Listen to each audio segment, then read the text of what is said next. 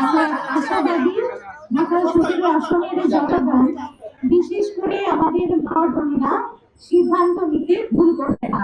বিশ্ববিদ্যালয়গুলোর result, ইলেকশনের যে result সেখানে আমরা দেখেছি তারা আমাদের সংগঠনের ভাইদের উপর আস্থা রেখেছে।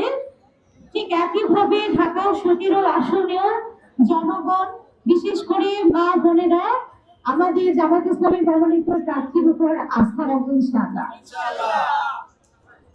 প্রার্থীর স্ত্রী হিসেবে এবং জামায়াত ইসলামের একজন অন্যতম জনশক্তি হিসেবে আমি বিশেষ করে প্রধান উপদেষ্টার দৃষ্টি আকর্ষণ করছি।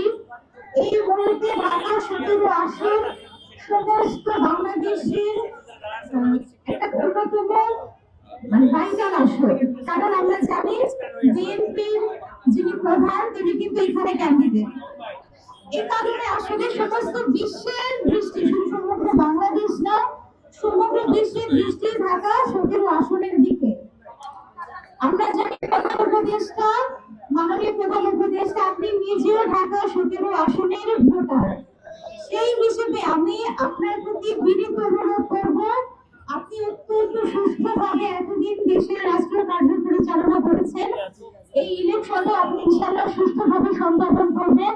বিশেষ করে 17 আসনে যেন অবশ্যই লেভেল প্লেইং ফিল্ড থাকে, এটা এনশিওর করা, এটা আপনার সম্মানের দাবি।